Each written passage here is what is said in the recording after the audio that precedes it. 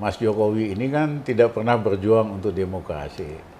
Dia sibuk cari duit doang gitu loh. Nah, dia bisa jadi presiden kan karena demokrasi. Dalam kasus saya, jujur aja, gue ketepu sama kesederhanaannya Jokowi. Sederhana banget gitu loh. Iya. Dan saya apapun simpati sama rakyat. Penampilannya kan sangat merakyat sekali. Saya mengganggu dua orang. Satu Aguan, Raja Real Estate Indonesia. Waktu itu ingat nggak kasus reboisasi? Apa? Reklamasi. Saya nggak ada masalah dengan reklamasi. Di seluruh dunia tuh reklamasi biasa. Cuman di seluruh dunia kalau ada tanah reklamasi itu milik negara, bukan swasta. Swastanya nyewa gitu loh. Betul. Dan yang kedua ada masalah lingkungan. Ya, saya hentikan dulu supaya kita evaluasi, benerin kebijakannya supaya landasannya lebih bagus. Nah, rupanya Aguan terganggu. Ya kan, dia lobby kiri kanan lah supaya kita dipecat gitu aja. Ya kan? Nah, yang kedua, Pak Yusuf Kalla sebelum saya masuk, dia wakil presiden yang kuasa banget. Ambisinya Jokowi ini abal-abal. Habis ngelindur, dia pengen bikin istana baru gitu loh. Anak buahnya nggak ada yang ngingetin.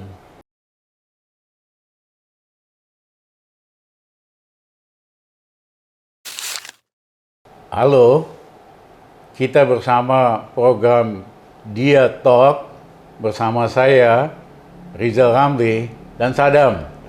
Menarik apa enggaknya, simpulin belakangan aja dah. Terima kasih. Bang Rizal, terima kasih ya udah mau hadir di program Dia Talks nih Bang.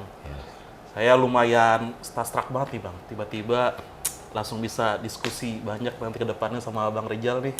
Sehat-sehat Bang ya? Sehat. Apa kabar Bang? Sehat Bang ya? Yang nggak sehat itu Republik. Kalau kita mah sehat mulu. Langsung aja dia nggak sehat Republik Bang ya. Bang, tapi sebelum kita ngebahas Republik nih Bang, saya tadi, ini kan kebetulan kita syutingnya di rumah Abang kan nih.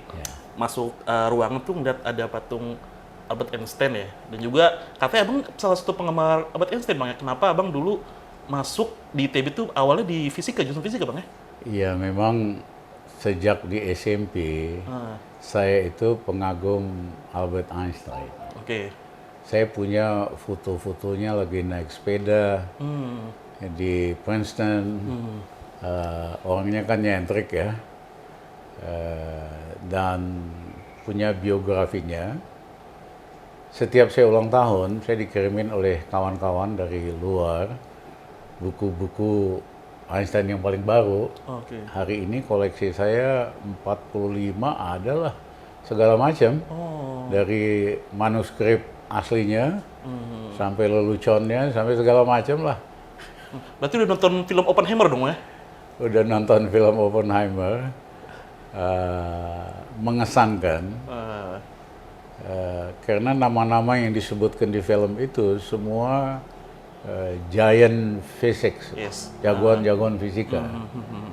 Ya, dan dialognya bagus, pendek. Kalau orang pinter kan nggak usah ngomong banyak, ya kan?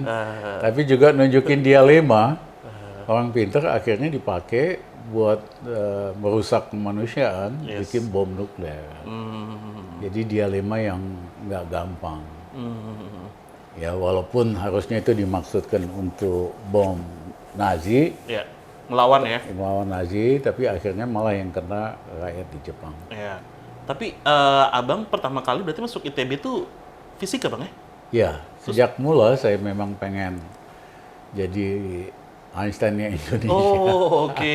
Emang udah obses ya Bang ya? Udah obses, ya kan, pengen jadi physicist. Tapi belakangan malah sibuk di student center. Jadi presiden dari Student English Forum. Kemudian jadi ketua asosiasi apresiasi musik jazz dan klasik. Itu zaman kuliah atau? Zaman kuliah. Oh, zaman kuliah, oke. akhirnya jadi deputi ketua Dewan Mahasiswa di ITB, ya kan? Cita-cita mau jadi ahli fisika, buntutnya saya dapat MSc, mahasiswa student center. Oh, udah dasar. Terus pindah ke ekonomi, Pak? Iya, kemudian saya nulis buku putih mahasiswa Ya. bersama 4 mahasiswa di ITB. Bukunya dilarang di seluruh Indonesia, tapi justru karena dilarang makin banyak yang nerbitin. Salah satu Ben Anderson itu, Bang, ya? Ya, kemudian diterjemahkan oleh Profesor Ben Anderson di Cornell. Ya. Terjemahannya lebih bagus dari aslinya. Oh, gitu. Karena Profesor Ben Anderson nambahin footnote-nya, nambahin penjelasannya. Jadi lebih asik dia punya terjemahan. Akhirnya diterjemahkan mungkin 7-8 bahasa.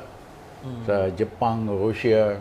Tapi Jerman. boleh cerita sedikit nggak tuh, Bang, buku putih pada saat Abang mahasiswa itu apa sih, Bang, isinya? Mungkin teman-teman yang nonton nih, anak-anak milenial kan pada saat itu kan masih belum ngetahui gitu kondisi politik pada saat itu seperti apa gitu, Bang. Padahalnya buku itu pada dasarnya adalah analisa tentang kondisi politik dan ekonomi di Indonesia. Satu, disimpulkan bahwa Indonesia ya masuk negara otoriter. Karena memang kan Pak Harto waktu itu otoriter. Nah, yang kedua adalah kebijakan ekonominya itu lebih banyak menguntungkan yang kaya-kaya. Yang ketiga, KKN lah dari keluarga pejabat. Nah, buku itu dilarang di seluruh Indonesia. Kami juga jahil, cetakannya kami bilang confidential, terlarang. Makin dibilang confidential, terlarang, Makin rame orang. sebarannya makin banyak seluruh Indonesia. Nah, tapi memang ironis, Adam. Itu kan kejadian Indonesia 78. Hari ini tuh kesimpulannya nggak jauh Sama aja. beda. Ya, semakin otoriter. Ya, Mas Jokowi ini kan tidak pernah berjuang untuk demokrasi. Dia sibuk cari duit doang gitu loh. Nah, dia bisa jadi presiden kan karena demokrasi. Tapi begitu dia jadi presiden, dia preteli komponen-komponen demokrasi. Termasuk KPK, termasuk demokrasi, indeks demokrasi Indonesia merosot. Dan yang kedua, ekonominya lebih kentara lagi, betul-betul pro orang kaya, pro orang yang memang sudah super kaya atau oligarki. Sementara rakyat malah makin susah, lebih susah dari zaman Pak Harto. Nah, yang ketiga adalah KKN. Ya, anak Pak Harto, Tommy Soeharto, baru bisnis ngaco-ngaco setelah Soeharto kuasa 17 tahun. Ini Jokowi baru kuasa 7 tahun, anaknya punya bisnis hampir puluhan. Semua KKN dengan mendagangkan kekuasaan. Ya, jadi lebih vulgar, lebih rusak dibandingkan zaman Soeharto soal KKN anak-anaknya ini. Apalagi mereka juga kemudian jadi pejabat, jadi bupati, wali kota, dan sebagainya dan sebagainya. Jadi saya sih sedihnya, itu kan 78 ya. Hari ini kan tahun 2023, udah 40, ya. 40 something lah ya. Iya, 40 tahun. Kita balik lagi ke siklus nol. Ini kenapa? Padahal orang pinter makin banyak. Dugaan saya yang pinter, yang gelar doktor, master, banyak. Tapi yang penakut lebih banyak lagi. Takut miskin, takut ditindak dan sebagainya. Padahal kan harusnya dengan pendidikan yang lebih tinggi, lebih berani orang-orangnya untuk menyatakan kebenaran, terutama di dalam bidang dia. Ya kan? Ini profesor, doktor, dalam hal bidangnya aja nggak berani menyatakan kebenaran.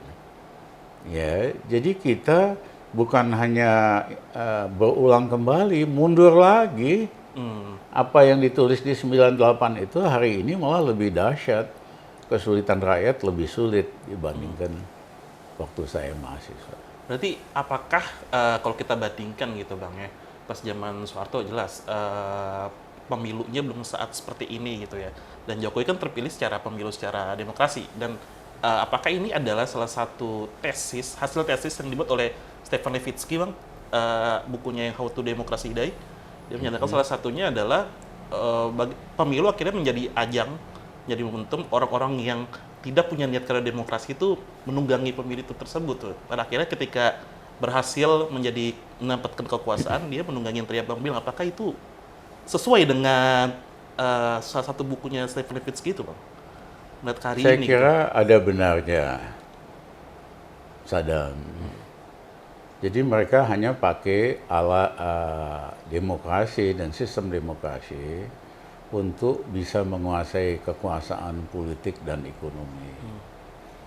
Ya, padahal kan demokrasi harusnya rakyat memiliki kebebasan untuk mengungkapkan kebenaran, dan yang kedua, demokrasi itu harus membawa manfaat kepada rakyat biasa dalam bidang sosial dan ekonomi. Nah, tapi kan ternyataannya tidak terjadi. Karena ironis sekali, Jokowi itu nggak pernah berjuang buat demokrasi, nggak pernah ngambil risiko untuk menegakkan demokrasi. Tapi begitu dia berkuasa, apa yang dilakukan? Dia preteli komponen-komponen demokrasi. Salah satu pemerintahan yang bersih. Andalannya kan KPK, KPK-nya dipreteli, dikurangi kekuasaannya, dan lain-lain. Jadi memang sejarah berulang kembali. Ini juga introspeksi buat kita semua, karena kita semua kalangan yang terdidik, yang pinter-pinter, diam aja melihat ketidakbenaran, akibat makin menjadi-jadi Jokowi, ngacoknya makin habis-habisan. Nah, coba kebayang kalau waktu dia jadi presiden 2014, teman-teman kalangan akademik, dosen, kalau ada nggak kebenaran dinyatakan, pasti dia juga ngerem gitu loh. Nah, kita mah diem mulu, paling misuh-misuh, kepo, gosip, ya kan? Tiba-tiba ini udah jadi raksasa yang betul-betul merusak Indonesia. Ya, mau tidak mau harus terjadi perubahan yang lebih besar. Tapi kan gini Bang, maksudnya sebelum hari ini gitu ya, dapat dikatakan Abang juga sempat masuk gitu di kabinetnya Pak Jokowi gitu. Apakah pada saat Abang masuk ke kabinet itu tidak melihat tanda-tanda itu Bang? Atau seperti apa Bang? Dalam kasus saya, jujur aja, gue ketepu sama kesederhanaannya Jokowi. Sederhana banget gitu loh. Iya.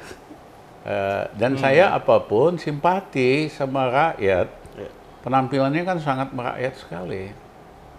Saya ingat waktu dia jadi gubernur di DKI, dia datang ke kantor saya, minta tolong, Mas Rizal, tolong, ya ini proyek MRT, nggak jalan-jalan karena kemahalan.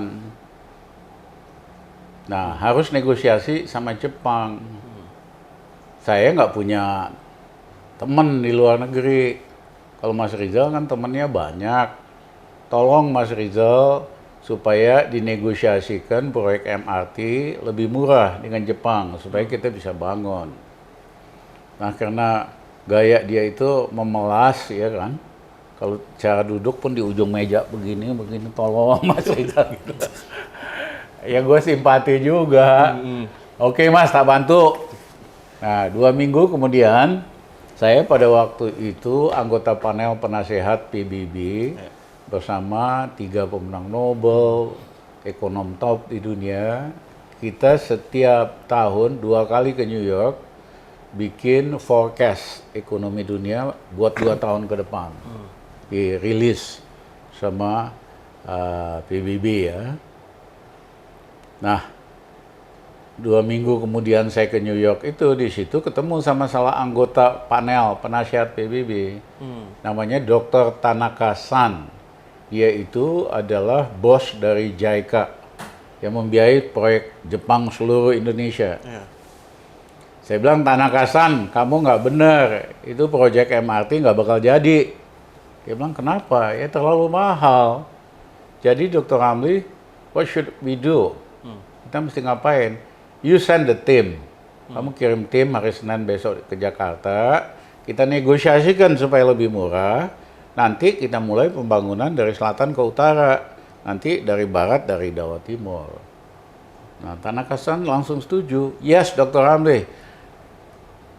Monday, Senin, saya akan kirim delegasi buat negosiasi ke Jakarta. Kita semua masih di New York waktu itu. Ya, saya telepon Jokowi waktu itu. Mas, sampean nih hoki banget. Baru 2 minggu minta tolong sama saya, barang ini udah jadi nih. Senin datang tim delegasi buat beresin. Karena biasanya negosiasi sama orang Jepang itu bertele-tele dari bawah gitu. Nah, terima kasih Jokowi, Senin datang timnya, mulailah proyek MRT itu. Nah, begitu selesai, mulai proyeknya, Jokowi kirim Ahok ke kantor. Ucapin terima kasih sama saya, gini-gini. Terus Ahok bilang, Pak Jokowi minta Mas Rizal jadi Presiden Komisaris MRT. Saya bilang, Ahok, gua tuh sibuk banget. Ya, gua nggak ada waktu buat begitu-gituan. Pokoknya gini, kalau lu sama Jokowi ada masalah, lu hubungin gua, lu datang ke sini. Kita kan banyak ide out of the box, network dalam luar negeri. Pokoknya apa aja asal lu buat rakyat di Jakarta, gua bantu gitu. Itulah ceritanya. Tapi nah, kemudian 15 Agustus 2015, Jokowi telepon saya supaya datang ke Istana Bogor. Saya datang sama aktivis 98, Kasino. Di mobil saya bilang sama Kasino, Kas, ini pasti gua ditawarin jadi Menko Maritim. Saya nggak tertarik karena bukan bidang kejagoan kita. Kita kejagoannya fokus disiplin ilmunya lah ya. Ya, makroekonomik, financial. Siapa ya gantinya? Kita list 3 nama. Sampai di Istana Bogor, Jokowi bilang, Mas Rizal, ini pagi-pagi nggak ada kopi, nggak ada sarapan. Kenapa Mas? Gue juga bingung, Presiden kok ngasih kopi aja kagak bisa kan? Dia bilang semua office boy saya usir keluar supaya pertemuan kita nggak bocor. Ya, jadi ketemu kita aja dia takut gitu loh, takut ketahuan kan. Nah, dia bilang, Mas Rizal, saya undang ke sini, saya minta tolong Mas Rizal mau jadi Menko Maritim. Saya bilang, Mas Jokowi, terima kasih. Saya tidak tertarik, karena bukan bidang kejagoan saya. Gini deh Mas Jokowi, ini ada daftar nih 3 nama orang. Dia bilang, enggak, saya nggak mau. Saya maunya Mas Rizal. Ya, karena Mas Rizal, 1, orangnya ngerti masalah, 2, berani. Kalau hanya ngerti masalah, nggak ada keberanian, tidak terjadi perubahan. Kalau hanya berani, nggak ngerti masalah, namanya preman. Pinter juga dia ngomong gitu. Bagus tuh ya. Iya, saya maunya Mas Rizal. Mas nggak usah lah, kita kayak gini aja. Mas perlu sesuatu, ya bantuan saya, hubungin saya bantu kok. Saya kan dari dulu siapapun di Indonesia yang mau berbuat baik, kita bantu, nggak usah jadi pejabat-pejabatan. Nah, dia kemudian ganti teknik Wong Solo, yaitu muji-muji ngangkat-ngangkat saya. Wong Solo tuh gitu, muji-muji ngangkat orang, orangnya kemudian terbuai kan gitu. Jadi dia bilang, Mas Rizal, yang pengen Mas Rizal jadi Menko ini bukan saya saja, Presiden. Saya tuh nggak ada apa-apanya dibandingin Mas Rizal. Mas Rizal jam terbangnya, pengalamannya, pengetahuannya, jaringannya di dalam luar negeri jauh lebih hebat dari saya. Oh, dia ngangkat kita habis. Nah, yang kepengen Mas Rizal jadi Menko selain saya, rakyat Indonesia yang pengen hidup lebih baik. Dia tahu titik lemah saya. Kalau lu ngomong ke rakyat, pasti gue ACC gitu. Akhirnya gue bilang, Mas udah, aku setuju, aku bantuin Mas. Jadi Menko Maritim dengan syarat gini-gini. Ya udah tak bantuin. 3 nama itu siapa bang? Nggak usah. Nggak usah ya. Malu nanti, nggak usah. Berarti itu berapa tahun doang bang ya? Iya, itu cuma 1 tahun. 1 tahun ya? Ya, karena memang saya kan kerjanya cepat. Banyak hal kita lakukan dalam waktu dekat. Ya. Misalnya turisme. Ya, waktu masuk saya 7,5 juta, kita putusin harus naik, kalau perlu naik sampai 15 juta dalam 5 tahun. 2 tahun kita setahun kita di dalam, kita naikin 7 juta sampai 9,5 juta. Dengan macam-macam cara lah.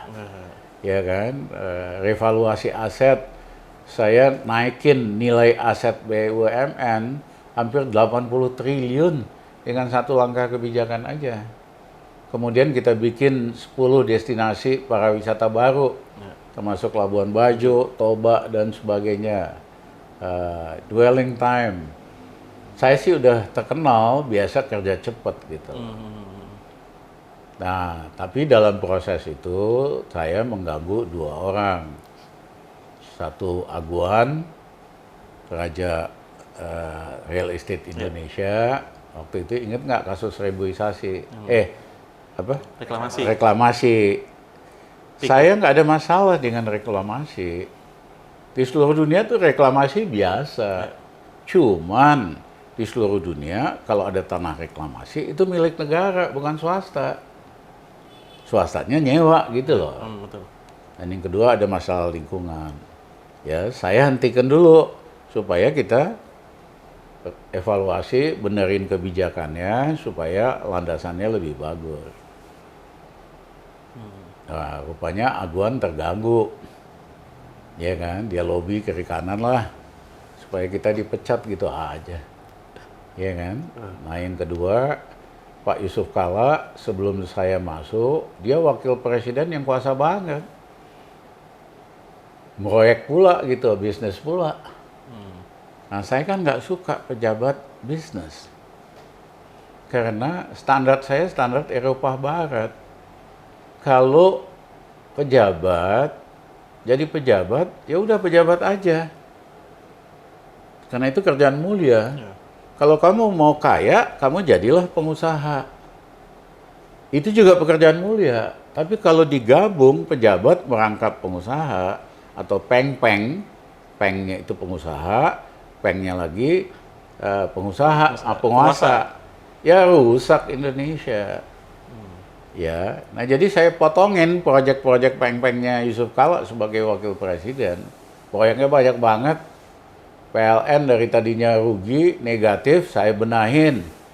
Ya, utangnya dari 85 miliar kita potong jadi 35 miliar. Tapi begitu saya benahin, Pak Yusuf Kalla malah proyek di PLN hancur-hancuran keluarganya. Ya udah tak potong.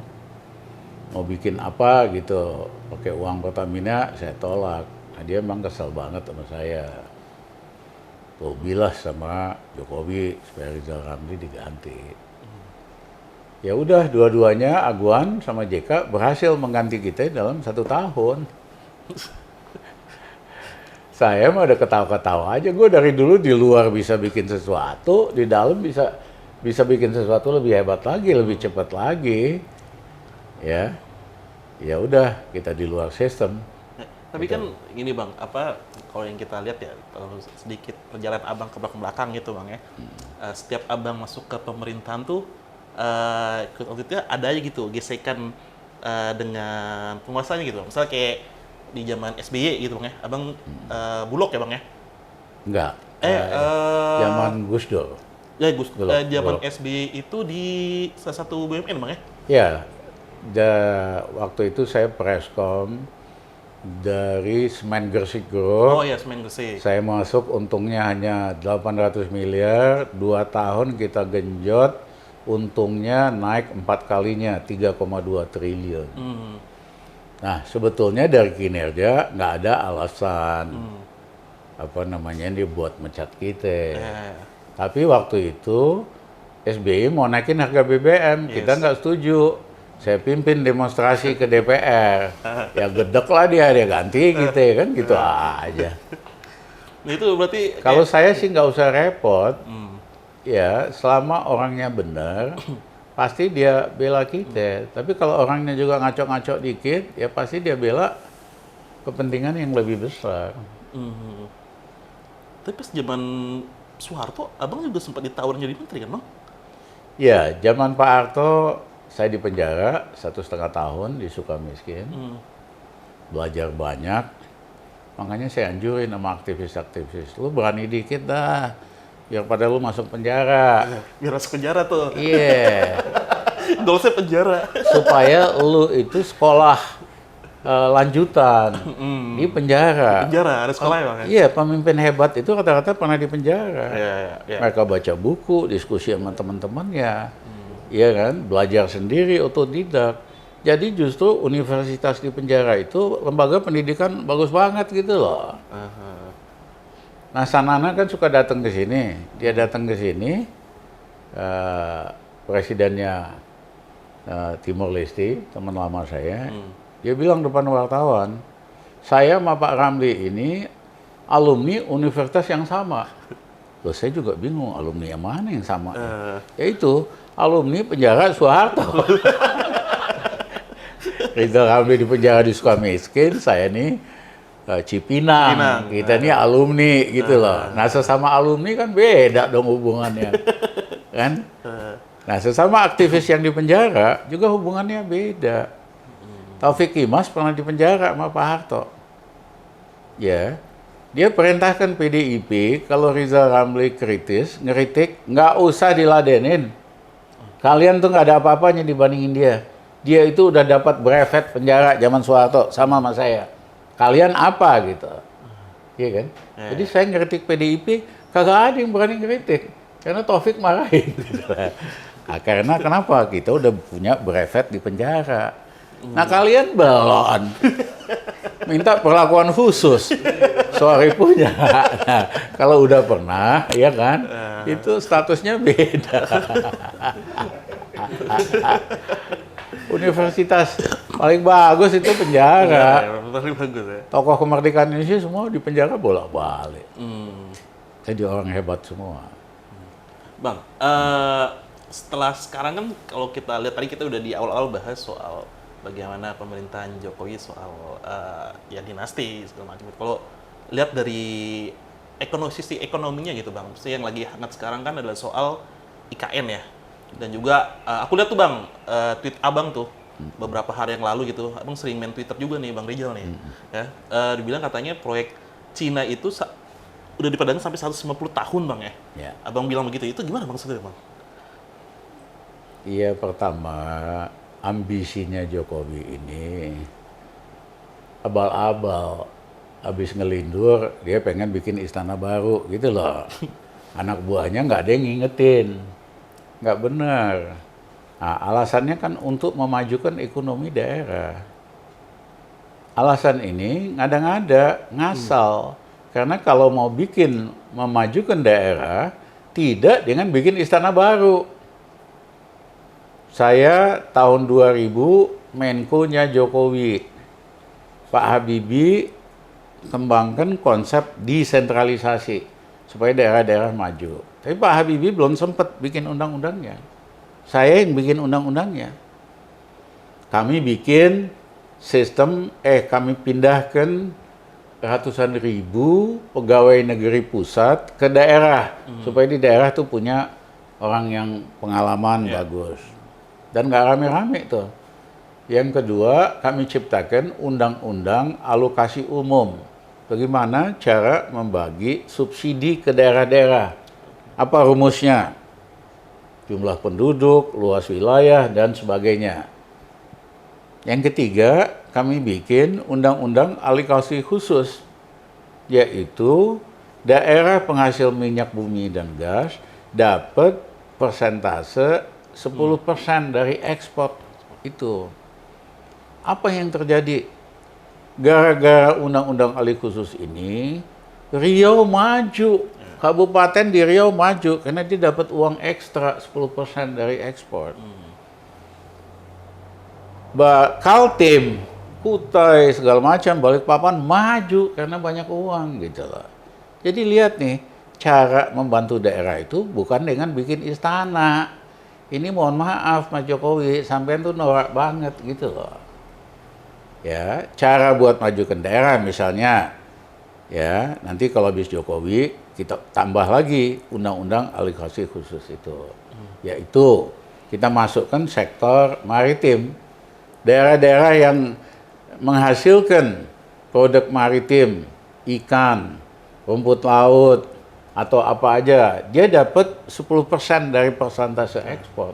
Otomatis Maluku bakal maju, Indonesia Timur bakal maju.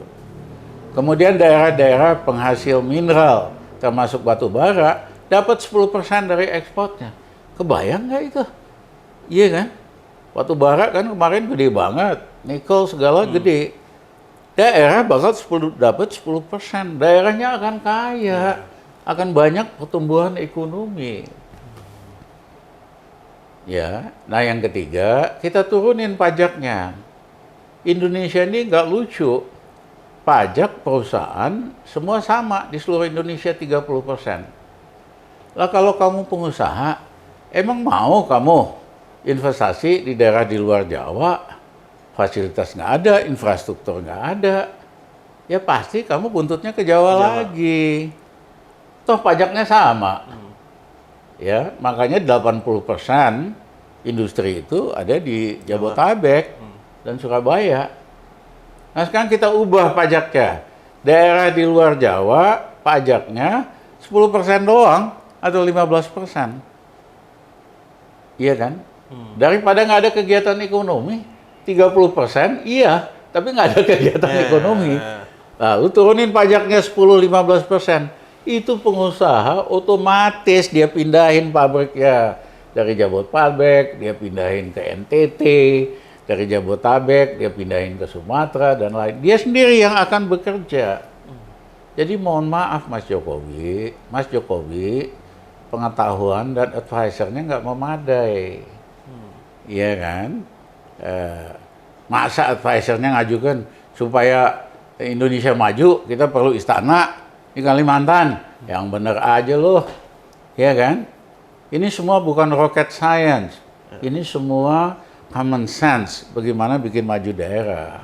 Nah, situ nggak nangkep. Gitu aja nggak nangkep. Terus mau jadi presiden lagi. Yang bener aja sampean. Kasih. Jadi, berarti IKN ini, kalau dari kacamata Bang Rijal gitu ya, apa motivasi selain inginnya ada proses desentralisasi atau menaikkan daerah itu? Ya memang Indonesia perlu ibu kota baru. Karena Jakarta kan udah terlalu ruwet, terlalu padat. Tapi Jokowi sama timnya belajar dulu. Contoh-contoh pembangunan ibu kota baru di seluruh dunia. Ada yang berhasil, ada yang gagal. Nah rumusnya ternyata sederhana. Kalau terlalu jauh dari ibu kota lama, itu gagal. Nah itu terjadi dengan Brasilia. Ibu kotanya namanya Rio de Janeiro. Dibikinlah ibu kota, kalau naik pesawat itu ke utara 5 jam lebih. Dibangun infrastrukturnya, istananya. Apa yang terjadi? Kosong tuh. Iya kan?